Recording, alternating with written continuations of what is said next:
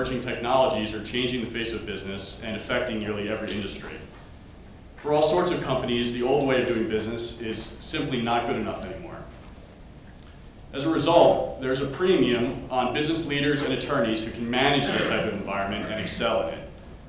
Villanova, in the law school and in the business school, is focused on preparing its students for that dynamic and challenging environment.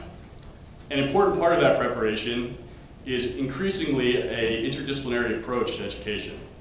And the Center for Marketing Public Policy Research and the Law Review are excited to help facilitate that process with talks like this one.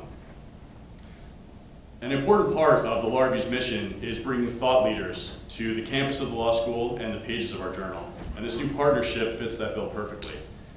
Thanks to the extraordinary work of Dr. John Kazub, the director of the Center for Marketing and Public Policy Research, the Center's Advisory Council has an incredibly deep bench of leadership expertise that includes partners in law firms like Pepper Hamilton and Reed Smith, business leaders from the likes of Johnson & Johnson and GE Capital, and members of the United States Congress. I'm excited about this collaboration, and I think it will lead to some exciting new opportunities for Villanova. With that, it's my pleasure to introduce the Dean of Villanova Law School, John Gattando.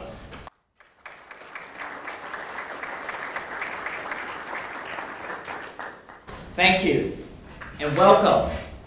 We're delighted to host collaborations such as this with the School of Business, as our new strategic plan recognizes that the practice of law really is becoming more interdisciplinary and it's more interconnected, particularly with business.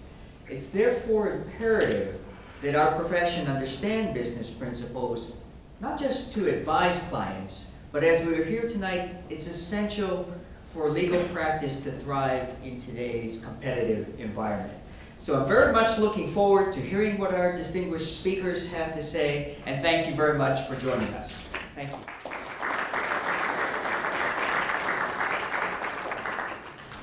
And Dean Kuhn.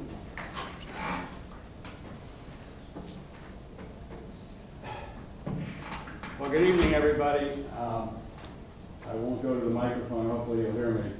I'm a representative of the business school. I'm currently the Senior Associate Dean for the School of Business.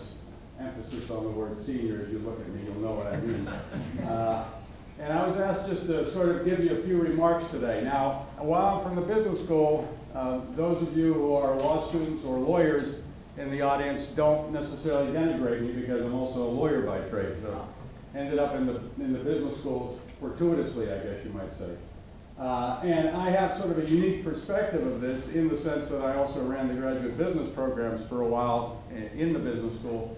And when I talk to budding law students, those who are interested in law school, I try to impress upon them the advantage that they will have having a business degree behind them.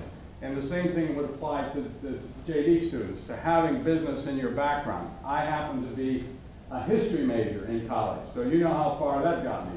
That was one of the reasons I ended up in law school, of course. So certainly the synergy that exists between law and business today is probably more pronounced than it has been certainly during my career. First as a lawyer and now as a faculty member of the business school. So, you know, our hope is, and having been here when the JD MBA program first started back in the 80s, I guess it was, our hope is that you recognize that if you are, especially if you're a JD MBA student, or if you want to study business, that you're going to gain some significant advantages, not only in the field of seeking employment, but also in terms of giving you a broader experience in terms of how business and law interact. So I certainly appreciate this opportunity to speak with you. I'm sure you're going to enjoy this evening. Thank you very much. Thank you, Dean Kuhn. I would now like to briefly introduce our distinguished speakers. These three gentlemen have extensive expertise advising businesses on how to manage disruptive change, and also recently carried out a merger of their own organizations in order to respond to changes in the legal industry. Joseph Del Raso is a partner in the commercial department of the law firm Pepper Hamilton, where he heads the investment management practice group and is co-chair of the Italian desk. He is a graduate of Villanova Business School, or should I say the School of Commerce and Finance, as well as Villanova Law. and he serves as the executive chairman of the Center for Marketing and Public Policy Research and is a member of the Law School's Board of Consultors. James Bucknam is the CEO of Free Group International Solutions.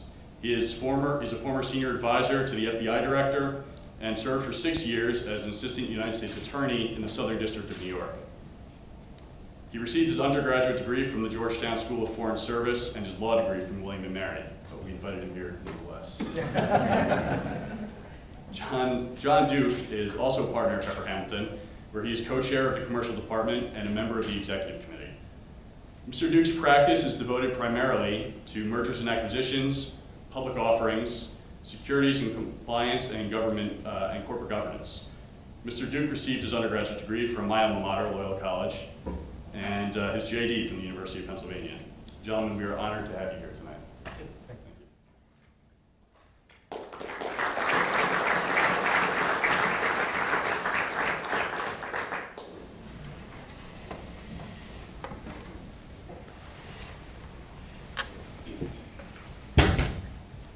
Many of you are too young to remember the original Meet the Press, but this reminds you of the table. Remember Meet the Press? They sit down at the table and get grilled by the members of the press. But on behalf of Pepper Hamilton and Free Group International Solutions, we're really pleased to see the robust turnout this evening, and thank you for your attention. I am a very proud alum of the School of Commerce and Finance, and in the day, referred to as the School of Comics and Frolics, although a number of my classmates who succeeded, especially on Wall Street, are laughing all the way to the bank.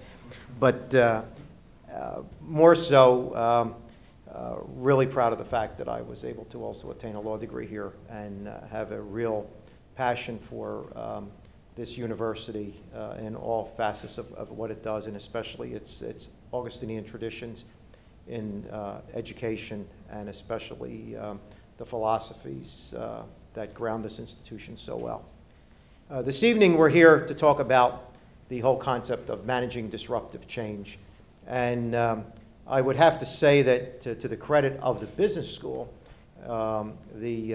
especially leaders such as John Kozub and his colleagues and what they've done, especially in the marketing department at the business school, they have a very good understanding of how this concept is so critical today. I always joke about the fact that when I was in the undergraduate school, I probably could have worked a little harder on the scholarly side of things, but I really did embrace the whole holistic Villanova experience by being, social chairman of my fraternity and involved in student leadership, which basically meant it was an excuse to, throw another party. But on the days that I was able to really, attend class and pay attention, I had a marketing professor who, I don't think I remember anything from this class, but one thing he left with us, but I think probably it's the definition of what you glean from an education. And he sat before the class and said, well, one of the most important rules of marketing is if you can't be first, be different. And, if you think about disruptive change, it's kind of, that concept of, well, how do you survive by either being different or managing the change? In the business of law, and I hate to say it that way because those of us that are really committed to the profession, honor it as a profession. But the stark reality is it is also a business. And you have to really pay attention to what your competition is up to, and more importantly, what your clients are up to and what they demand and what they expect. And if you read about disruptive change, Professor Kozub shared with us a Harvard Business Review article from 2007 where they talked about this concept and how it was to be managed. And it's kind of a delicate balance. You can't be too stark about things or too revolutionary because you could blow up your business model. On the other hand, how do you maneuver your way through things? And so if we talk about the business of law rather than the profession of law, how did the business of law evolve over the last 100 years. I'm old enough to remember as a child, you know, my grandfather invited me to join him one day in the winter. I was on Christmas break. I think I was in the 3rd grade. I went downtown to Philadelphia with him to go to his lawyer's office, where he went in to sign the corporate minute books of his company and have a nice meeting with his lawyer, and they would have like the corporate formalities of the annual meeting of the corporation. Now, he was the sole shareholder and dictator for life, so it wasn't really, you know, corporate governance as we know it. But I remember he signed the retainer check. He gave the check to his lawyer. We went to the Union League Club for lunch, and I was really like, this is great. These beautiful offices, the guy gets a check, we go to lunch, this is a profession for me. And he had his lawyer on retainer. And he ran such a, you know, a well-managed and good operation. I think in all the years they were in business, which by the time my father passed away was about 70 years, I think we actually were in court once in 70 years. So the lawyer had a pretty good deal. And that's the way it used to be. And they were, a lot of top lawyers were represented by firms of 1, 2, or 3, 4 lawyers. Our own firm, Pepper Hamilton, probably at that same time in the 1960s, if we had 30 lawyers, it was a lot. The Deckard firm, same thing, Morgan Lewis. These were, you know, not mega businesses of 500, 1,000, 2,000 lawyers. And as John mentioned at dinner before we came over, when he, you know, first clerked at Pepper in law school, one of the partners, senior, older, that was in the firm, remembered the old days of the partners would get together in December, take a look at the books, the clients, and say, okay, what do we do for this client? What do we do? And send the annual bill. Not bad, you know. It's well, then you get into the whole, you know, sea change of the billable hour. Billable hour comes along. You know, was it late 60s, 60s? Comes in, and all of a sudden now you've got to account for every, you know, 3, 4, 5 minutes of your day, out-of-pocket expenditures, to the point where it got so ridiculous that the American Lawyer wrote an article called Scatonomics. And, you know, if I remember in that article, it got so ridiculous that there was one partner at a major New York firm, you talk about the out-of-pockets, went to the bar mitzvah of one of his, the son of one of his clients, and not only charged his time for attending, charged a gift to the out-of-pockets. And now this is scandalous. So now, think about this backdrop. So here we are today with still the billable hour, alternative fee arrangements, and now clients that are especially Fortune 50 companies getting very aggressive about how they're buying their legal services. The legal spend is under a lot of pressure from the C-suite, the top management of the company. And you know, I said one of my low points of my professional career was probably just a few months ago at our annual meeting, where we had an associate general counsel come in from one of our largest clients. And unfortunately, Dean, he's a graduate of this school. And he talked about how they're buying legal services. And it's this whole scientific way of buying the services and the scorecard and all. And by the time we finished, it revolted me, because they're buying our legal services no different than the way they're buying janitorial supplies or, you know, other commoditized products that they're using in their corporation. And, you know, you've all worked very hard, whether you're, you know, studying for advanced business degrees or law degrees, to be professionals. So this is what we are confronted with. So now, how do we manage this disruptive change? What do we do to set ourselves apart from our competition in the commoditized end of the space and move forward into where the new trends are coming? Well, I think at Pepper, and you'll hear from, you know, my colleagues here a little bit about how we've approached this. I was very fortunate to make the acquaintance and then, you know, close personal friendship with probably one of the finest men I've ever met, Louis Freeh, the former director of the FBI. We've known each other over 20 years. Jimmy's probably known him even longer than I have. But when Louis left the FBI, he took a position as a major, in a major bank as a senior executive at MBNA Corporation, big credit card company that was then, you know, merged into Bank of America, as general counsel, but also had a pretty significant title in the court. Was vice chairman of the board of the bank.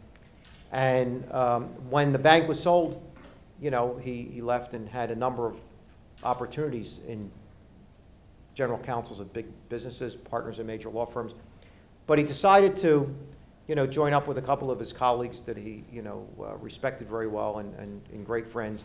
And he started Free Group International, consultancy firm, made up of lawyers and non-lawyers, but very credentialed, former members of either the FBI, the intelligence services, and U.S. attorneys, to do very high-end projects around the world in that space of investigations, very delicate white-collar cases, and the like, and then started a small boutique law firm, basically to give the consultancy firm the cover, and is, you know, and the lawyers will understand this, and most of you from business school, when you're doing this sensitive work, you want to protect it with the attorney-client privilege, so that's why I had the law firm.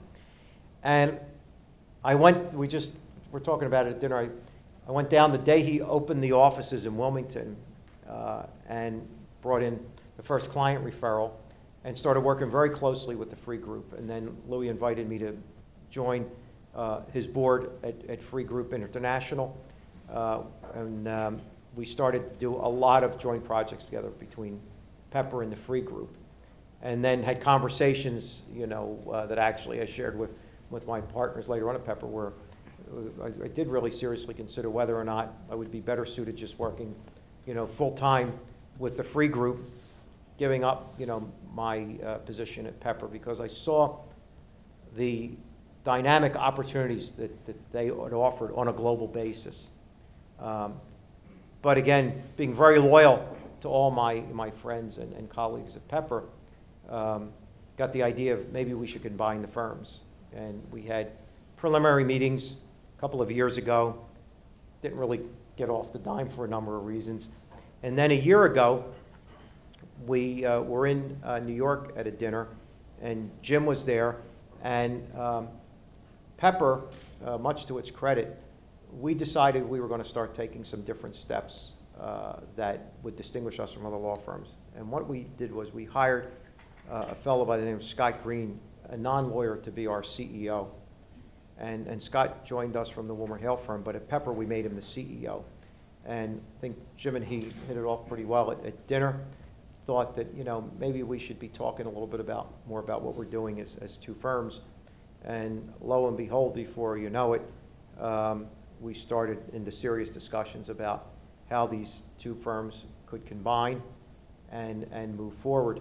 And with that, our CEO, Scott Green, said, okay, how are we going to get this accomplished? And I recommended immediately to Scott, I said, well, I think we should get John Duke involved, who's, you know, member of our executive committee, co-chair of the commercial department, but also worked in the private sector as general counsel of a major insurance company, understands business.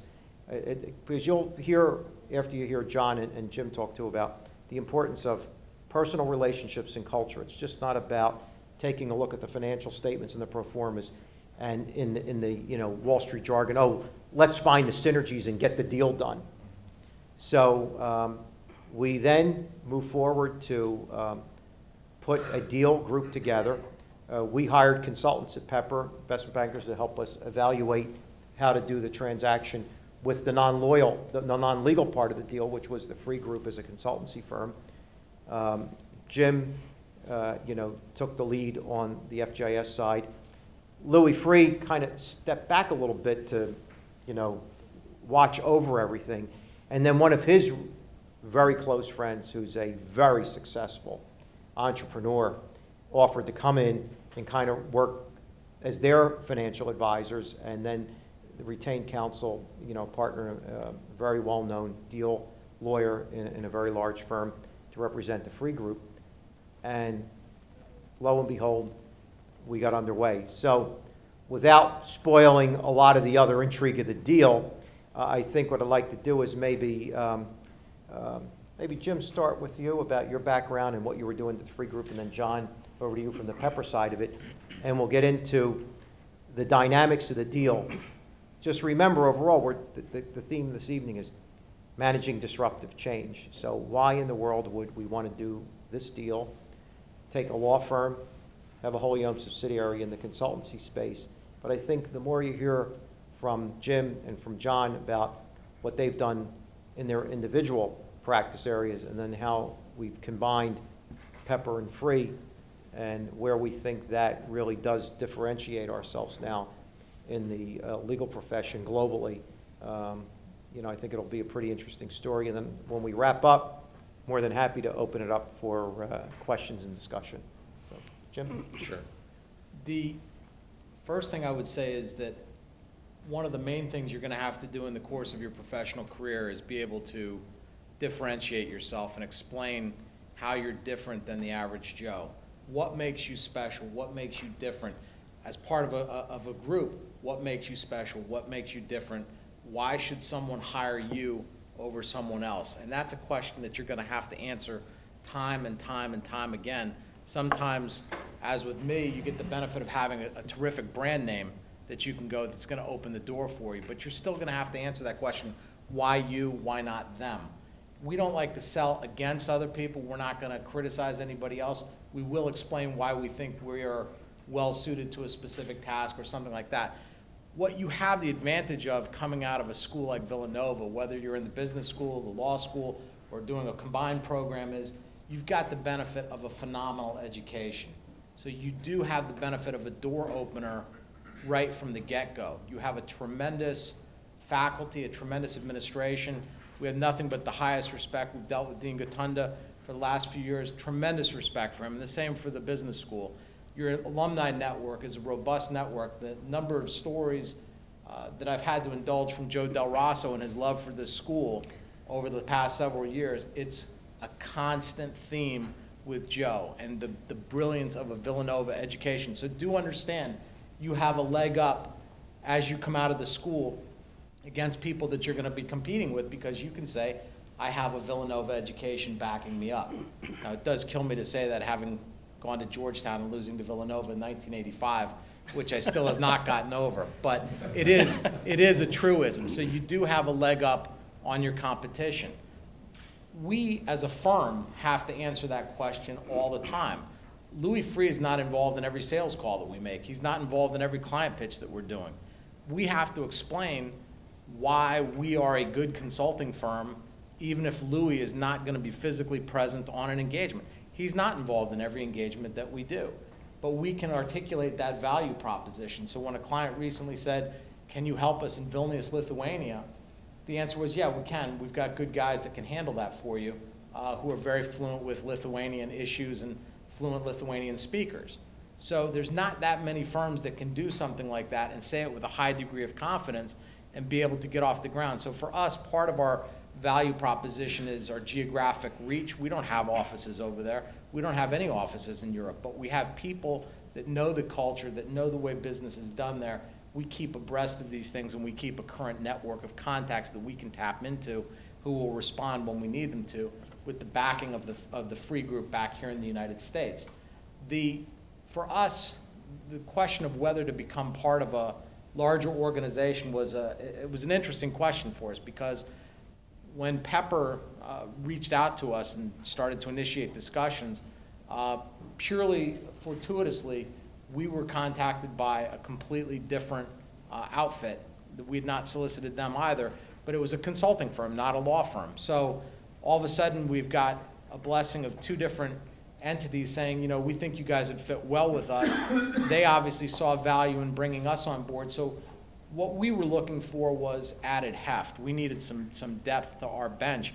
We have very talented professionals, but we had some skill sets that we needed that we couldn't currently offer, and we needed some support that we couldn't offer. We were a relatively small group. So for us, after going through discussions with both sides, as part of managing our own internal disruptive change, which we do every day for clients, we had to decide, okay, A, does it make sense? B, who does it make sense to do it with? So the kinds of things that it came down to for us, it really came down to cultural issues. And I knew Joe, but I didn't know a ton of his partners. So every time someone would get introduced into the mix in terms of talking to us or asking us questions, you know, I studied them very carefully, because the question, I was answering their questions, listening to the kinds of questions that they were asking. Did their questions make sense? Did they not make sense? But for me, it was a question of, is this somebody I can live with for the next many years of my career? Because I'm not looking to jump to another place 5 years from now. I'd like to find a home where I feel comfortable. So can I live with this person? So to Pepper's credit, they actually put in the room with us people like John Duke, including John Duke, and other people who, frankly, we hit it off very well. And it was just one of those things that was very natural, and you could tell, okay, these are good folks. And to a person, you know, whether it was by design, by Pepper or not, they were smart in the way they handled it, and we really knew that culturally it was a fit. The interesting thing was, and I don't know that I've ever told this story to the Pepper people, but the interesting thing was, not so much on the other side. The other side did not conduct themselves that way with the other suitor that we were talking to. And some of the people we found to be quite abrasive. And so we'd walk out of the room and say, I'm not feeling it. I'm not sure I want to do this. So if there's one thing that I can impart to you, it is always remember that people are watching you all the time. They're watching how you conduct yourself. So you may be the smartest person in the room, but if people think you're carrying yourself that way, they're gonna hate you. They can go find another smart person, okay? The second thing is, and I've seen this happen many times, during the course of transactions or client wooing or something, invariably there are meals at restaurants or meals at clubs or something. You're gonna have to go out with the client, or you're going out with the people who are interested in buying you. Watch the way they treat the staff. That will tell you about everything you need to know. If they're nasty toward the waiters or the waitresses or something, that's going to speak volumes about what you can expect in the office setting.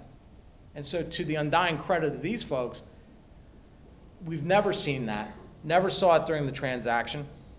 In the 8 months we've been with them, as I said to John a little while ago, you know, after 8 months of being part of Pepper, even though we were independently managed, independently run, I still deal with the Pepper folks all the time. I honestly can't say I have any complaints. I don't have any complaints. So it's rare that you can say that 8 months, with 8 months of perspective. When I used to work at Kroll, I did not actually ever practice law at a law firm, formally practice law at a law firm. I did practice as an assistant U.S. attorney in the criminal division in New York City, did a lot of trials, did some appellate work, and had a blast. But you know, my view of practicing law was I didn't want to get stuck in some room producing discovery or something like that. It's just, it's not interesting. I want to get my hands dirty and feel, you know, investigations, deal with the clients, get into their facts, that kind of stuff.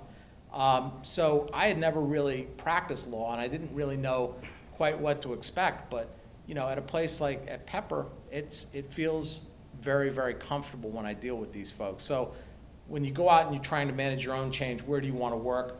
Assess the landscape. You're going to have choices. You're coming from a brilliant institution. You've got opportunities ahead of you. Take advantage of them. Find yourself a good home, but always be able to articulate the question and answer to the question, why am I different?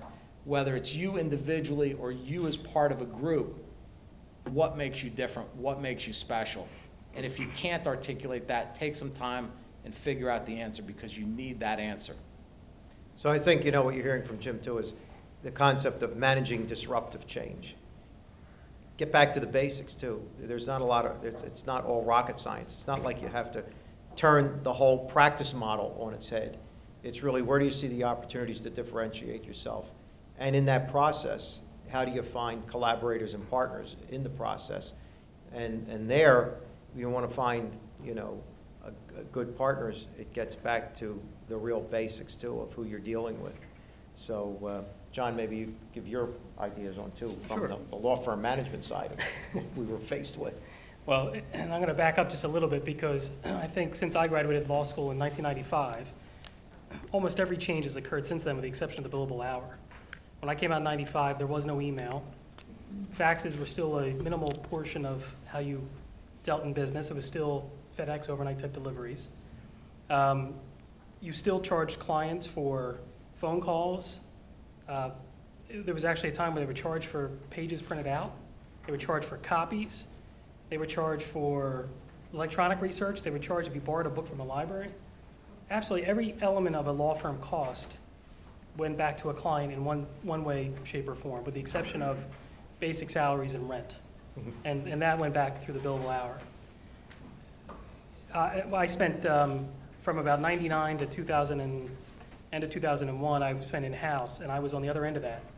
And I saw bills coming in from law firms, and I thought to myself, why am I paying for their electronic research? I never paid for the paper books in their library, but now I'm paying for, if they're getting it electronically, this doesn't make any sense. And why am I paying for this and why am I paying for that? So I started to get this sense that things had begun to evolve. There was much less of a, we go to fill-in-the-blank law firm because that's our lawyer, and it became much more, I go to this person because that's my lawyer. So it became much less of a, a company dedicated to a law firm. Fast forward a little bit further, and all of a sudden, companies started getting squeezed, saying, I was just told that our legal spend is no longer $12 million, now it's $10 million. Hey, law firms, how are you going to eat up that $2 million because I don't have the money. And so then law firms had to become a little bit more creative, saying, well, we can discount rates, or we can do alternative fees, we can do these sorts of things. Then, so these are all the changes that are going on. Then you layer in on top of that, and I'm probably missing about 10 along the way. Then you layer on top of that, legal spend increases just stopped. And the spend that companies spend on outside lawyers, it just stopped. It's flat. So you look at law firms and you say, well, how can you grow your revenue? Well, initially you would grow your revenue by differentiating yourself. Well, we're the biggest. We have global reach. We have this specialty or that specialty. We can serve all of your needs.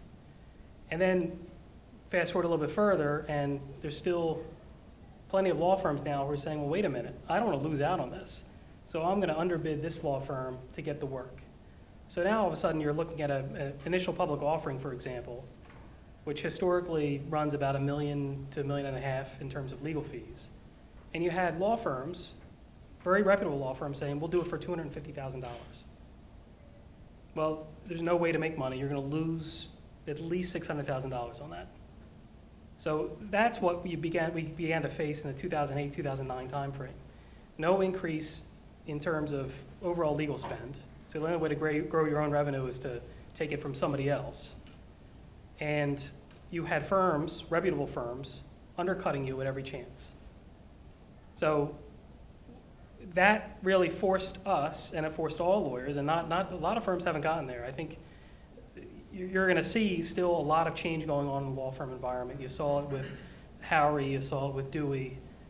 You've seen this happen in the big law firms. If you don't change, you won't survive. And I think that's how we were looking at the world. We brought on, as Joe said, Scott Green to help manage us, in part because lawyers are horrible at managing lots of things. They're horrible at managing themselves. Generally speaking, and this is something that the lawyers in the room, the soon-to-be lawyers in the room should know, and I'm sure the business students already think, but you're constantly faced with business folks thinking you add no value. I'm going to go into this assumption you add no value. So you need to prove yourself. And to Jim's point, you have to prove how you're different and how you're delivering value.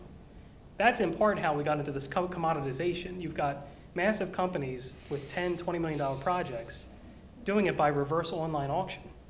So they're going out to 10, 20 large law firms saying, whoever bids the cheapest wins.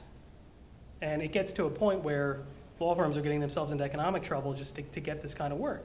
It doesn't work. And you have to make a decision. Are you going to try to chase that and get large volume, small margin work, or are you going to go out and differentiate yourself and say, we're actually going to provide value? So part of what we were looking at was, the pie's not growing any bigger, we need to get a bigger piece of it. What are the best ways to approach it?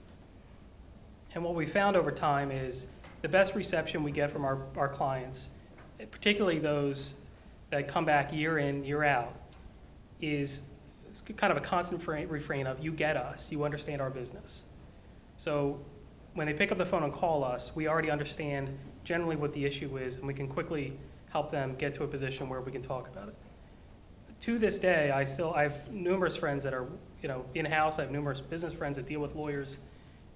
They still don't understand why they pick up the phone sometimes, and they feel like they're imposing on somebody that they're paying, $800, $900 an hour to. At the end of the day, we are a profession, but we're also a service business. And the best way to sell your services is to make those services wanted and not seem like you're imposing them on somebody. And so it's kind of this evolution of things. And we sat back and said, pie's not getting any bigger. We need to differentiate ourselves. We lack, in many respects, geographic reach outside the United States, although we have lots of connections in lots of countries. But we lack some element of feet on the ground in different places. We already had a very good relationship with the free group. And we thought to ourselves, this is a natural fit. Because we, Jim, you probably know better than we do, but we oftentimes are in with clients dealing with crisis, and they need to hire investigators or forensic accountants or whatever the case may be. And the client would say, okay, well, I think we're going to hire so-and-so, and we wouldn't necessarily have a say in that. Now we're delivering the full package to them. We can deliver geographic reach, we can deliver you forensic accountants, the investigators, we can deliver you the full mix, plus all the other specialties. How long's the deal been? Nine months since we closed? Almost. Almost. The reception from clients now when you have conversations with them is, not only you care about our business, but now you can actually deliver us even more than you ever could before. And it has increased our win rate, if you will, because there's virtually nothing now that's not a competitive situation. At a minimum, you're going against one other, sometimes you're going against 10 others. It increases our win rate dramatically because we're able to say to people, we offer X, Y, and Z. And by the way, if you ever need it, we also offer all of this. Well, they may be sitting there thinking to themselves, you know what, I don't think I'm ever going to need it, but if I did, that's good to know. It's good to know that I've got the resources that the free group brings to bear. So as we sat back and looked at it, for us, quite frankly, it was a no-brainer. We had to get this deal done. Because to be a 500 lawyer law firm in 2012 is not all that big. And you start saying to yourself, the pie's not getting any bigger. You've got 2,000 person law firms that are underbidding work. They're able to bear that cost because they can spread it out over a lot more bodies, and they just are trying to make it up in volume. And how are we going to compete against that? Well, we need to differentiate ourselves. And this is what I'll say is the first step in doing that. And one of the things I think that was important too is we were a well-managed firm. We are a well-managed firm. So we were able to show free group on the heels of the Dewey debacle. We have no debt.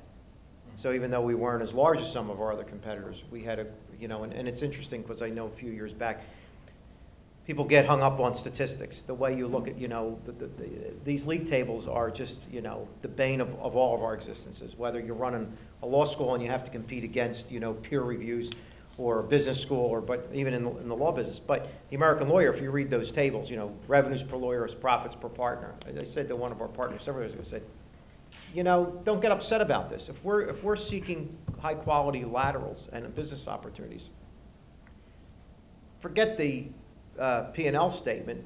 You could concoct those numbers any way you want. Show them the balance sheet.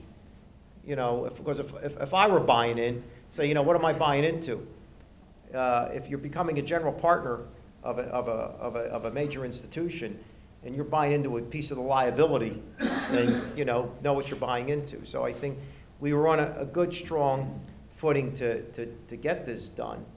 But then, more importantly, too, I think that if you think about what happened, especially post-2008, a lot of firms, major firms, made a lot of money in transactional work and securitizations and financings. Well, guess what? The climate's changed. The other thing that really intrigued me as I got more involved with the free group and all was in working very closely on a lot of matters. We're into, now there's a sea change that's taken place because of the political environment, the re-regulation of business. So now when you hear it's either regulation, risk management, systemic risk, too big to fail. So, how do you differentiate yourself? Well, a lot of deal lawyers around, and they're very good at what they do, but not many, I think, firms that can really go in, and again, at the board level, at the C-suite, have a degree, be able to raise the comfort level of the overseers of these big corporations as to how we will help them maneuver you know, the regulatory, you know, waters that are very choppy right now, and how to deal with risk mitigation, risk management, and then more importantly, defense. I don't know if you went out with Louis, we went out to see a major corporation, big, well-known, probably Fortune 25 company. And when they finished the meeting, General Counsel said, yeah, this is good. He said, but I'm under such pressure from, you know, again, the C-suite on the legal spend. He said, so, you know, I've got to really, you know, drive it down, except for when they're in trouble. The CEO's targeted, you know, and you walk into that room with Louis Freeh and the team, they don't start negotiating the rates, no reverse auctions. It's basically, keep me out of jail, what's it going to cost, sign the check. And again, that's management of disruptive change. How are you different? There are obviously, you know, lawyers around the country that could do that, but believe me, that's not a commodity. One other thing that I was just remembered I should have mentioned is it's not always about money. And you need to remember that, because there are other buttons to press to get what you want in the course of a transaction. And for us in the transaction, Louis and I had made a decision that we were willing to take less money on the transaction. For us, we needed a firm commitment from whatever purchaser there was. They had to give us a firm commitment that none of our employees would lose their jobs. And so we wanted to see what kind of a reaction we got when we put that on the table. And these guys, to their credit, said, not an issue, done. You want your people, you can keep, you know, everybody keeps their jobs. Because that's always part of a transaction, it's like you know, synergy. I'm so sick of hearing the word synergy, because the number of times I've heard it over the years, it's never panned out. It's the most overused, overrated word in the dictionary as far as I'm concerned. And I defy you to find the examples. I mean, what, Steve Case in the AOL Time Warner merger? That synergy? I mean, didn't exactly work out, right? And so the number of times where you hear the word used, for us, the question was, you know, can we work with these people, and are they willing to let us keep our people employed? We don't want there to be staff attrition as a result of the transaction. And so just remember that money is important. I'm not going to deny that, but there are other buttons to press in the course of a transaction when you're doing deals, and remember that. Well, to that point, in money not being everything, but if you sit back, particularly when a client calls you and says, I've got X, Y, and Z problem, there are some lawyers who will sit there and say, well, you've got this issue, and this issue, and I'm going to charge you to look at every single one of them. Or I don't actually have this capability, but I'm actually going to sell you that service anyway. What ends up happening in those contexts, and this is part of how this sea change has been benefiting a lot of the way that we've operated over the years, is the one thing that a client loves to hear you say is, I don't know, and I'm not sure we have the capability, but I'm going to find it for you. Because once they get the sense that you're not out to line your pocket every time you talk to them, you know who the first person they're going to call every time they pick up the phone? It's you. Absolutely true. Because they trust you, and they know that you're not out there, you're out there for their interest, not your own. And you hear that complaint more and more and more from clients who are saying, I'm spending too much money to people who are not listening to me. They're not listening to me, and they're out there to increase. I had a situation where I had a good friend who's managing a very large 7-figure arrangement with an outside law firm, and the conversation on the other side was complaints about how difficult it was to manage the billing of that arrangement. And she stopped and said, if this is too much trouble for you, I can stop giving you the work. And it's just this tone-deaf nature of people to not realize that this is not, it's not a gravy train. It's not, you can grab as much as you can grab, because at the end of the day, it's going to be very short. That relationship will last a year or two, and they'll move on.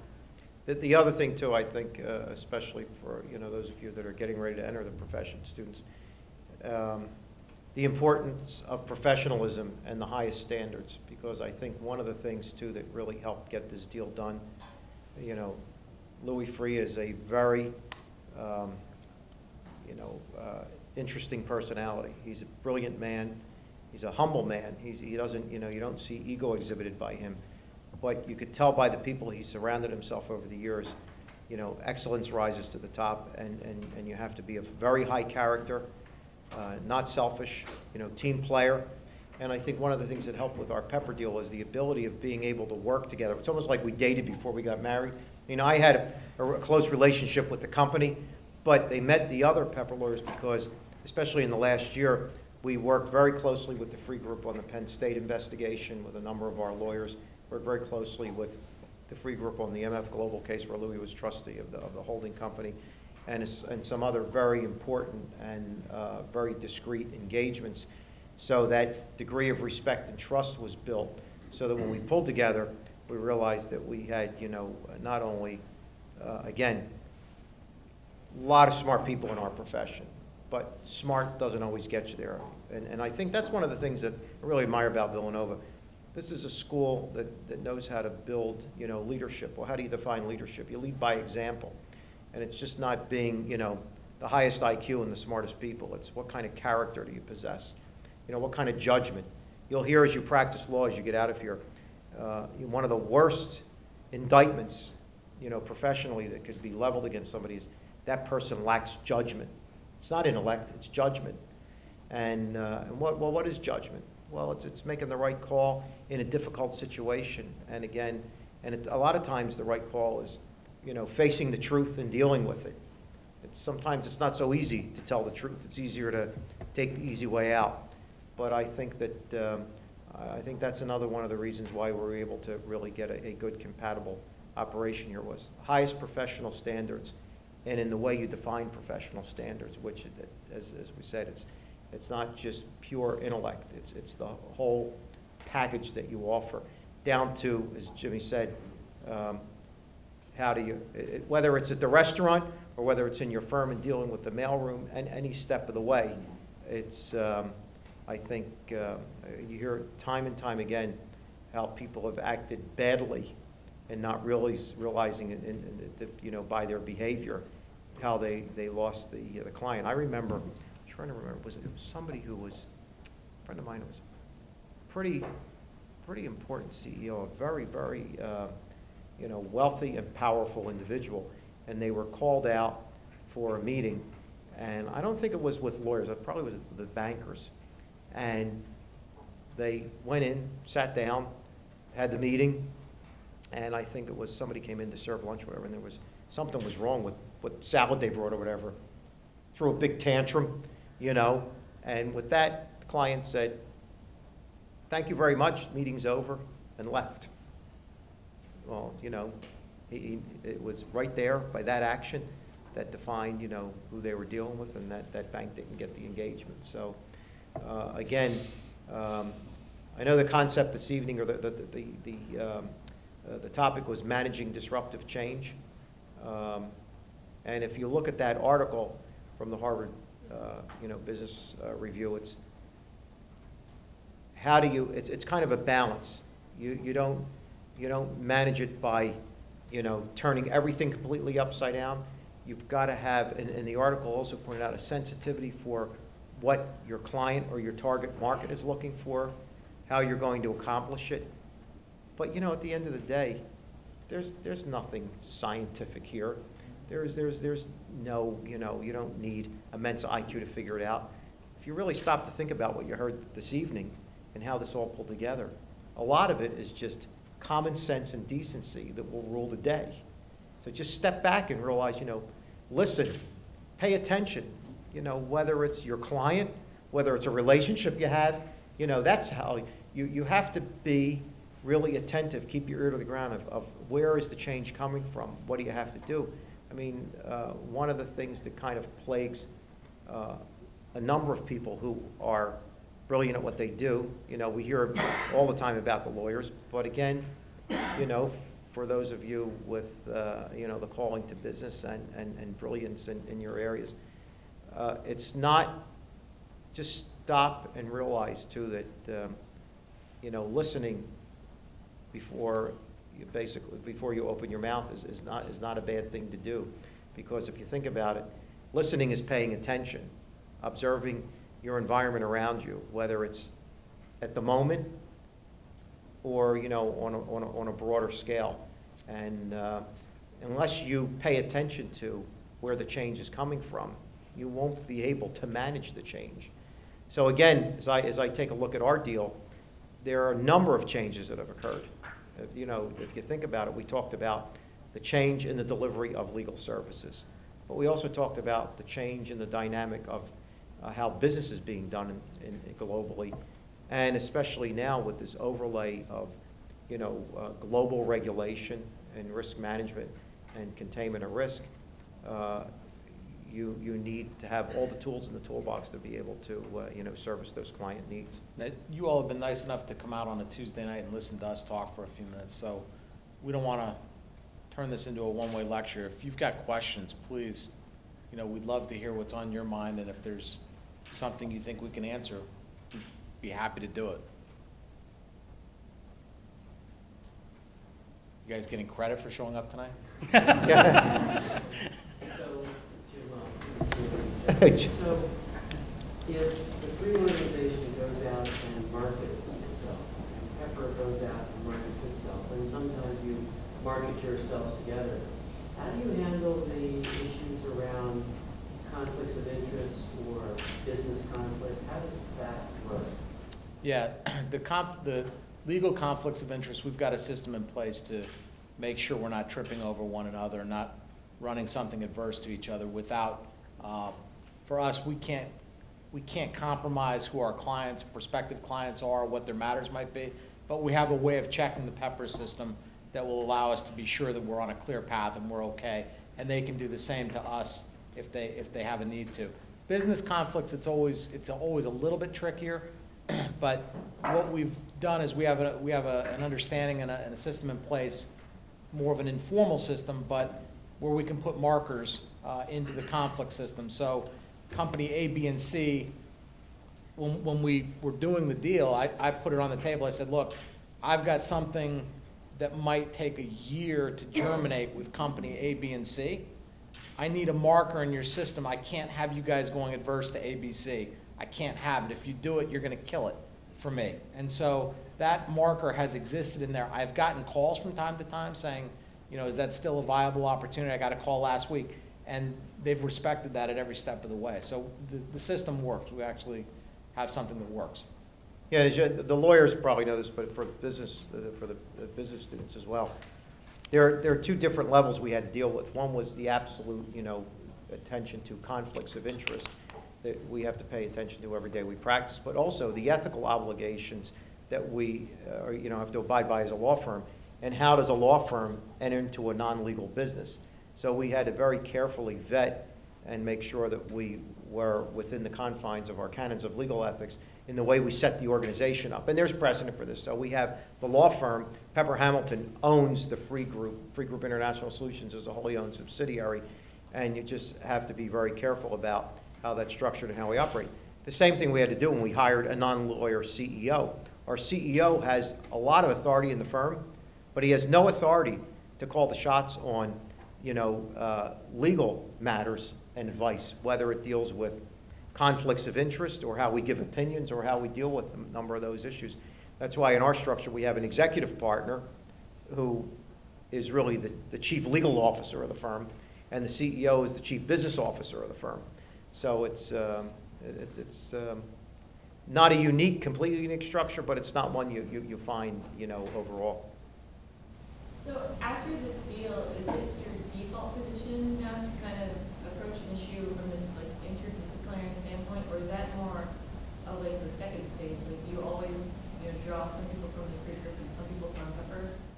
I think, Jim, give the example you had today. It's a perfect we example. We don't always draw one another, but I actually had a call earlier today with a company in downstate Illinois that's looking to do business in Kazakhstan and Russia. And so they were talking to us about, you know, these are guys who live on a handshake, right? And so they're going to go do business in Russia. I mean, it doesn't really count over there. So I was explaining to them. They won't have their hand when they're after the deal that makes sense. I was trying to explain to them the importance of knowing their partner and understanding Russian organized crime, the effect of government over there, and things like that. So I was preaching to them about due diligence and really knowing their partners. In talking to them, what it was clear they really needed first and foremost was specialized international tax legal advice. That's really what they needed. And then maybe down the road there might be, ended up being zero play for the free group, but I sold international tax advice by Pepper Hamilton and got their tax specialist who chairs the ABA's Committee on International Taxation, which I didn't even know when I was touting her. But what I said to them was, look, I had the opportunity to deal with her in the context of our transaction, and the thing I can tell you is she's extraordinarily smart, and unlike any tax lawyer I ever dealt with, she's practical. And she can take a complicated thing and make it very simple, and she goes by the mantra of simple is better. And they're like, great, can we please talk to her? I tracked her down in London, put her on the phone with these guys, and she's got a new client.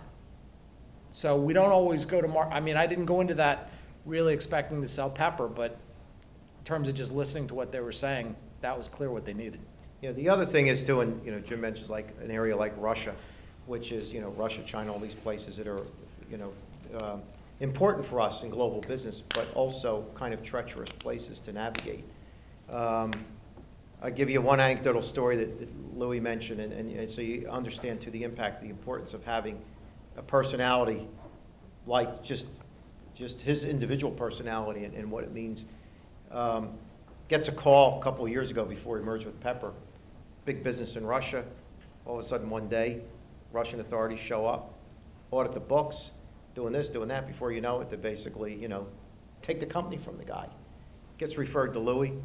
Louis said, well, I'll see what I can do. He flies over to Russia, meets with a very senior member of the Russian government who, Louis knew through his days at, at the FBI, law enforcement. Has a meeting, he said, oh, I hear it, I don't know what I can do for you, blah, blah, blah. I mean, that's the way they left the meeting. Louis flies home, tells the client, look, I met with the guy, I don't know, what's a couple days later, gets the call. All of a sudden, the guys who showed up from the government to seize the business, they come in, loaded with apologies, sorry, blah, blah, blah, here's it. So, the short of it is, then there's a difference. How do you manage disruptive change? What's the differentiator? You could have gone to probably, one of the most well-known Wall Street law firms and say, we have this problem in Russia. You have an office in Moscow, send somebody down. Yeah, well, maybe $10 million later, the company's still in seizure. So that shows you, though, too, the importance of personal relationships and certain individuals. And this is something that's not commoditized. As I said, there's only a handful, maybe how many former FBI directors are out there? Couple. And of the couple that are out there, I think Louis is probably the one that is the most active in practice. And if you think about it, the FBI is our national police force, so he has relationships around the world with the heads of all these national police forces and other people in the intelligence and law enforcement communities. And because of his own personality, he's been very blessed over the years of establishing, very close relationships and friendships, with these people. I know just a few weeks ago, I also got to know through Louis the head of the National Police in Italy, Antonio Maganelli, and at the age of 58 he died of cancer, and state funeral in Italy, but Louis was one of the individuals invited to eulogize him at the funeral. So this is the impact of, I think what, we're blessed with now in this organization. It's not only, really the highest caliber professionals that are on both sides of the aisle, but, if you think about it, the other thing about a professional service organization is a personality of that stature is a differentiator. Well, like Jules Kroll, who had, Sure. For those of you, some of you may not know that name, but in the world of investigations, Kroll is a worldwide company. Jimmy was a very senior executive there, but the company was always identified with, the founder of the company, Jules Kroll. I mean, he was a, an icon in that space. What other questions? Any other We have ones? time for one more. Do you think that this type of organization is unique to this opportunity between Pepper and Louis Freeh, or do you think that this might be potentially achieved by other law firms in the future, and could it provide competitive advantage to other law firms by trying to branch out and change their organizational structure? I would expect other firms are going to try and mimic it. So that's going to be one of the challenges for us is what's going to differentiate us from them. Why are we better? And, you know, for us on the consulting side, we have to look at the needs of our clients all the time and say, okay, well, what is it they're demanding right now that we're not in a position to offer? And I've got a small list of 2 or 3 things which, you know, if I could wave a magic wand and say, this is what I want tomorrow, I know what those 2 things are. How we structure it and how we get there and how we bring in partners to do those things, that takes some time. But I can articulate right now what I could add to what we currently do that will further differentiate us and put us that much farther ahead of anybody who wants to mimic us. Yeah, there But are I do expect it. There are other firms right now that have a multidisciplinary approach. You know, government affairs. The firms in Boston for years, you know, had fiduciary practices. They manage money for their clients.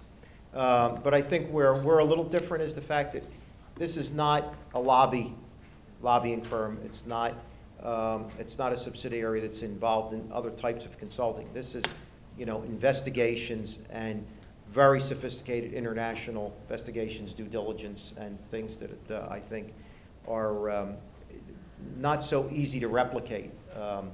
So if a firm said, oh, this is a great model, how do we do it? Well, you know, they probably could, but I think we were being first to the game. Again, managing disruptive change, seizing the opportunity, getting it done. And believe me when I tell you that it's not so easy to get a bunch of lawyers together in a general partnership who have to vote for something to get them to buy off, because unlike smart business and entrepreneurial minds, lawyers look for everything wrong with a deal, and that's why they're lawyers and not business people. So, you know, to try and make the business case and then get it passed, believe me, John had a lot of work to do. But Well, it's not hard. It's not hard to stay in business of lawyers, because lawyers resist change at every turn.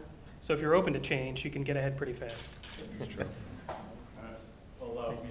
First, thank you very much. Thank you. Gentlemen, it's our honor and pleasure, and thank you for a very enlightening evening. On behalf of the Center for Marketing and Public Policy Research, the Villanova Business School, and the Villanova Law School, we'd like to present you with this small token of appreciation. Thank you. Thank you, Joe? Thank you. Jim? Thank you very much. Thank you. Thank you. John?